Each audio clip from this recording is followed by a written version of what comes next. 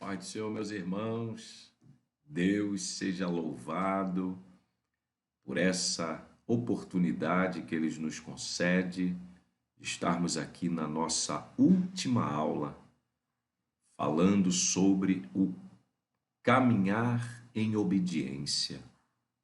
Amados irmãos, é um prazer estarmos aqui nessa nossa última aula, nessa jornada, nessa formação espiritual do discipulado cristão, relembrando que a nossa teologia, ela precisa estar fundamentada nos evangelhos do nosso Senhor e Salvador Jesus Cristo.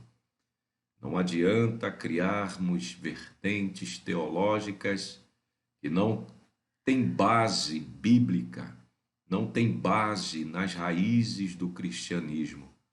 Isso é muito perigoso. Todo teólogo precisa aprender de fato que a teologia pura e simples começa em Jesus Cristo. Eu quero fazer uma oração para nós iniciarmos nossa última aula do nosso curso. Pai querido, muito obrigado por esta noite tão abençoada, por nós estarmos aqui ministrando a última aula do quarto módulo do nosso curso de formação espiritual, onde, Senhor, os teus filhos têm trilhado no caminho do conhecimento, da verdade, da tua palavra. Senhor, queremos ser gratos a ti pelo conhecimento da verdade, como o apóstolo Paulo disse, que são riquezas espirituais. Senhor, continue a abençoar a vida do meu irmão, da minha irmã, para que eles possam progredir na fé, no trato, na piedade, velando, cuidando das vestes espirituais. Esteja conosco, Espírito Santo, nos abençoe para a glória do teu nome. Nós oramos e te agradecemos em nome de Jesus. Para você que está nos acompanhando, abriu esse vídeo, nós temos já 11 aulas gravadas no nosso canal. Pesquise, procure as demais aulas. São aulas simples, mas com base no Evangelho, que vai falar com você, que vai falar no fundo da sua alma. Meus amados irmãos, nesta última aula, que tem por título Caminhando em Obediência, com base no livro de Efésios, capítulo 4, versículo 21, 22, 23, 24, diz assim: Se é que o tendes ouvido, ouvido quem? A Jesus, e nele fostes ensinados, ensinado na verdade, que quanto ao trato passado vos despojeis do velho homem, que se corrompe pelas concupiscências do engano, e vos renoveis no espírito do vosso sentido, e vos revistais do novo homem, que segundo Deus é criado em verdadeira justiça e santidade. Meus amados irmãos, o discípulo de Cristo, agora, caminhando na fé, carregando a sua cruz, precisa entender que é necessário constantemente renunciar o eu, renunciar às vaidades, se despir de velhos hábitos e colocar agora na sua vida novos hábitos. E um hábito, para ele se estabelecer na nossa vida, ele precisa ter no mínimo 6 semanas. Então, não é uma tarefa fácil. O apóstolo Paulo agora instrui a igreja através da carta aos Efésios, chamada pelos teólogos de rainha das cartas, pela sua riqueza, pela sua poesia, por ser uma escrita fenomenal. Paulo escreve esta carta após 30 anos de conversão. Veja bem, quanta experiência, quanta maturidade Paulo colecionou ao longo desses 30 anos, e inspirado por Deus para escrever esta carta e chegar aos nossos dias. Paulo está propondo agora para a igreja permanecer e trilhar ao mesmo tempo em Cristo Jesus o caminho da santidade, o caminho da obediência. A fé e a palavra é o combustível para o cristão se mover em Cristo. Sem fé é impossível agradar a Deus. A fé, ela depende da palavra para a fé ser renovada e ser exercitada. Sem a palavra, não tem fé. Nós dependemos da palavra. Então, se eu não tenho o hábito de ler, meditar, refletir na palavra, eu me torno um cristão fraco, um cristão deficiente, debilitado, um cristão que não sabe como conduzir a sua vida dignamente, tendo um caráter ilibado, um caráter transformado. O cristão, agora, ele não anda mais de acordo com os padrões do mundo. Contanto, veja bem, neste capítulo 4 aos Efésios, Paulo ele diz no verso 17: E digo isto, e testifico no Senhor, para que não andeis como andam também os outros gentios. Gentio, você sabe, que são todos aqueles que não são judeus, são os pagãos, são todos aqueles que não estão inclusos na fé cristã. E aí ele diz, para que não andem como os gentios, porque o gentio anda na vaidade do seu sentido, o gentio anda na sua percepção carnal, buscando seus prazeres, buscando o momento íntimo da carne, somente essa satisfação. Paulo diz que eles, no verso 18, estão com um entendimento obscuro, porque eles preferem viver nas trevas, fazendo obras das trevas, praticando as obras da carne. Então Paulo diz que pela ignorância que há neles, pela dureza do coração, eles perderam todo o sentimento e eles se entregaram para, com toda a força, com todo o desejo ardente, cometerem toda impureza. Veja bem, meu irmão, Paulo está dizendo que eles preferem a ignorância. Não é a ignorância porque não conhecem, porque muitos provaram, conheceram, sabem que Jesus morreu na cruz, mas não querem. Então, esta ignorância que Paulo está falando é uma ignorância que eles preferem praticar para o desejo da carne. E aí Paulo está dizendo que esta ignorância é trocada. Eles desprezam a Cristo, o conhecimento verdadeiro de Deus, e se curvam a esta ignorância. E aí Paulo está dizendo que eles idolatram a ignorância do que o conhecimento de Deus.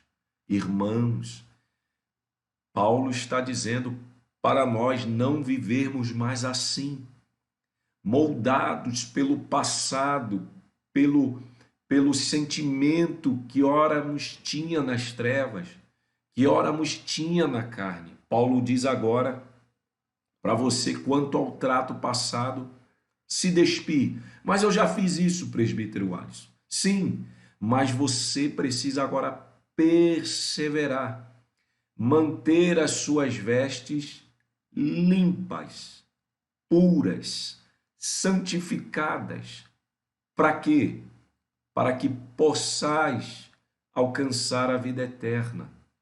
Paulo diz agora que nós precisamos nos revestir, renovar, melhor dizendo, verso 23, no espírito do nosso sentido. Os nossos sentidos, pensar, agir, ouvir, olhar, tudo agora precisa ser moldado pela palavra, pelos novos hábitos, oração, jejum, leitura da palavra, se afastar da aparência do mal, fugir do caminho largo que Cristo disse. E agora eu vou me revestir de um novo homem para ser preparado para a justiça e para a santidade de Deus. Meu irmão, Paulo está dizendo para nós agora trilharmos o caminho da santidade, perseverarmos com as nossas vestes espirituais adornadas, santificadas pelo Senhor. Veja o que diz Mateus, capítulo 22, verso 2. O reino dos céus é semelhante a um certo rei que celebrou as bodas do seu filho e chamou vários convidados. E muitos desprezaram, estavam ocupados com seu trabalho, com suas fazendas. O rei ficou muito bravo porque rejeitaram o seu convite. Então o rei mandou os seus servos buscarem nos becos, valados, nos lugares paupérrimos, todos, convidar a todos. E aí a festa do rei ficou cheia. E a festa nupcial, no verso 10, diz que ficou cheia de convidados. Mas o rei, caminhando pelo salão, depois de você ler com calma o capítulo 22, do 1 ao 14, o rei disse que viu um homem que estava trajado ali com veste não nupcial, não estava com o seu smoking, não estava com sua camisa social de linho, não estava. Vamos dizer que este homem estava com uma veste esportiva que não tem nada a ver com o ambiente de um casamento, uma bermuda, um chinelo de dedo, não tinha nada a ver com o ambiente. O rei perguntou para aquele homem: como você entrou aqui sem estar com essas vestes? E o homem ficou mudo, não soube o que responder ao rei. O rei disse então aos seus servos: amarrai este homem e lançai-o nas trevas exteriores, aonde haverá pranto e ranger de dentes. Aquele homem não estava preparado para estar nas bodas do filho do rei. Essas bodas é quando Cristo vir buscar a sua igreja e vai levar só aqueles que estão se preparando no caminho da santidade, só aqueles que estão se despindo do velho homem e se renovando com um novo espírito, um novo coração, dando frutos do espírito. E aí o rei diz: porque muitos são chamados, mas poucos escolhidos. Irmãos, Tem muitas pessoas que foram chamadas por Deus e por Cristo de fato, mas elas não serão escolhidas porque elas não procuram se ataviar, preparar o seu espírito para aquele grande dia. Elas não procuram adornar as suas vestes espirituais, a se santificar. E o que é santidade? É separação. Quando eu me separo, eu estou procurando praticar um novo hábito do reino. E esse hábito só pode ser moldado, praticado, quando eu conheço a palavra, quando eu amo a palavra, quando eu desejo viver intensamente a palavra. Quantos estão atribuindo a bênção financeira, a prosperidade material, que por sinal é muito boa quando se sabe que vem de Deus, quando se sabe usá-la, administrá-la para a glória de Deus, tendo um coração generoso, porque o dinheiro é Senhor, mas ele não pode mandar na nossa vida, porque nós escolhemos Cristo como Senhor. Mas é triste quando as pessoas colocam o dinheiro como seu Senhor. Veja bem como a palavra fala sobre o dinheiro e fala sobre as vestes espirituais. Você pode abrir a sua Bíblia, anote aí Apocalipse, capítulo 3, verso 14, que diz: E ao anjo da igreja que está em Laodiceia, escreve: Isto diz o Amém, a testemunha fiel e verdadeira, o princípio da criação de Deus. Eu sei as tuas obras, Laodiceia, que nem és frio nem quente. Tomara que foras frio ou quente. Assim, porque és morno, tu não tens fervor, tu não tens paixão, tu não tens desejo de conhecer a Cristo. Vomitar-te-ei da minha boca, ou seja, vou te lançar fora nas trevas exteriores. Tu dizes, Laodiceia, verso 17, rico sou e estou enriquecido, e de nada tenho falta. Ah, Laodiceia, não sabes tu que és um desgraçado, miserável, pobre, cego e nu? Olha aí, irmão, Jesus falando da igreja de Laodiceia, que se achava, que pensava que estava abafando, que pensava que pelo seu braço direito, pela sua capacidade intelectual, iria alcançar o reino. Não. Aí Cristo diz no verso 18, Laodiceia, compres ouro provado no fogo de mim, para que eu te enriqueças. Compre de mim vestes brancas, Laodiceia, para que te vistas e não apareça a vergonha da tua nudez. Irmãos, a nudez do homem foi exposta quando o pecado entrou no mundo. A nudez, irmãos, não é simplesmente o homem ficar descaracterizado, desprovido de uma roupa, não, irmãos. A nudez primaz começou no espírito do homem, começou na alma do homem, aonde entrou a vergonha, aonde entrou a consciência do mal, aonde entrou a inclinação para a carne, aonde, irmãos, o homem gera o pecado, é no coração.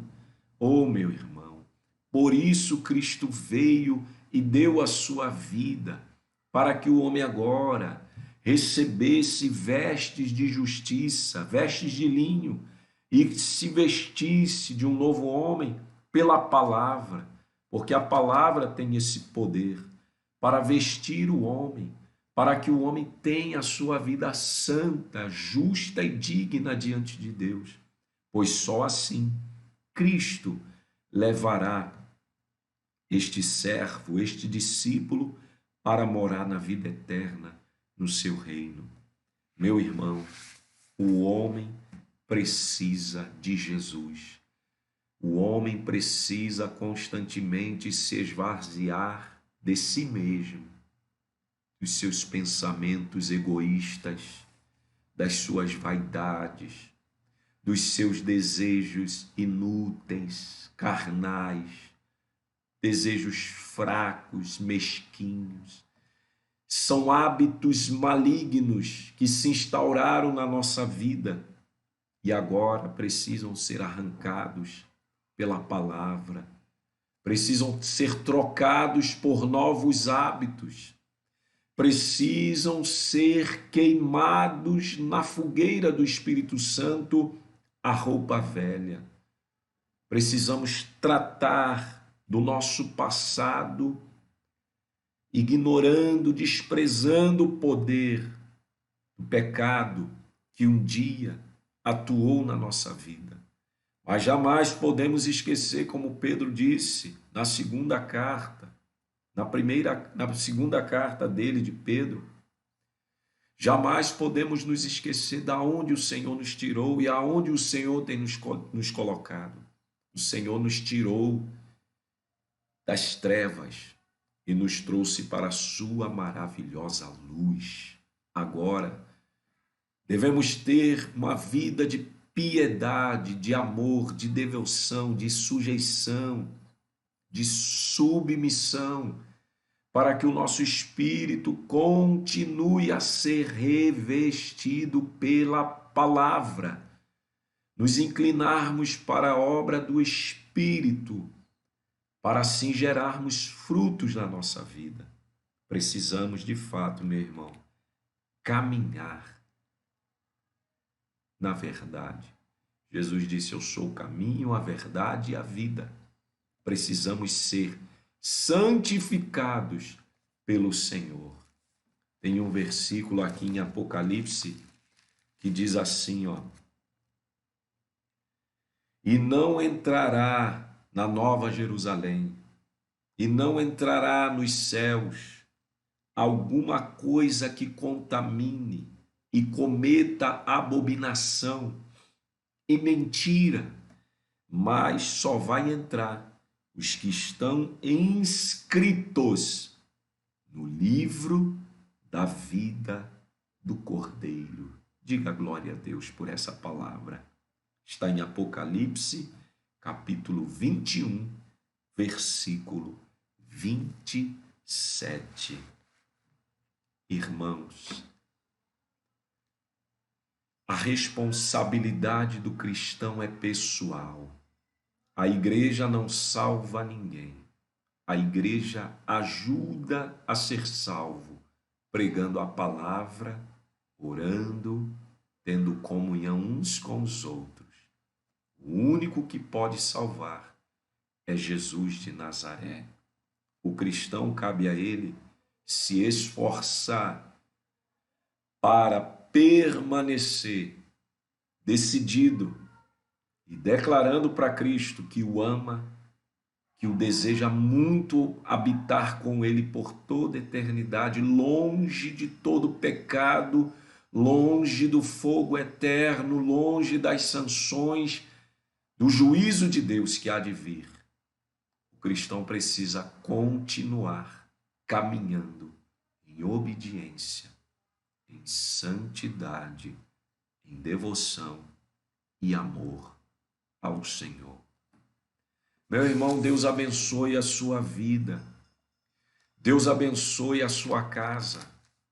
Reveja as aulas, leia a Bíblia, invoque o Espírito Santo, ame a Deus, respeite o irmão, cuide da sua família, cuide da sua vida literalmente, que possamos levar o Evangelho mais a sério, com gravidade, com sinceridade, e Jesus vai cuidando de nós a cada dia, até aquele grande dia em que seremos transformados e receberemos um corpo glorificado. Este corpo mortal receberá um corpo glorificado e jamais a morte nos alcançará. Eu quero glorificar a Deus por você, meu aluno, por você que está assistindo nossas aulas. Deus abençoe. Permaneça firme, permaneça constante, sabendo que o teu trabalho não é vão no Senhor. A sua caminhada tem uma recompensa. Que Deus continue a te abençoar em nome de Jesus. Vamos orar. Pai querido, muito obrigado por esta noite tão abençoada. Continue abençoando a vida dos meus irmãos, dos meus alunos. Crie raízes espirituais e profundas na vida dos teus servos. Deus, prospera o caminhar intelectual, espiritual. Abençoe a vida em todas as áreas. Muito obrigado por este curso, por essas 12 aulas que foram ministradas para a glória do teu nome. Fica conosco, Espírito Santo, e nos ajude até o final, em nome de Jesus. Deus abençoe sua vida. Quem sabe o próximo curso já vai estar saindo. Deus abençoe. Um abraço e a paz do Senhor.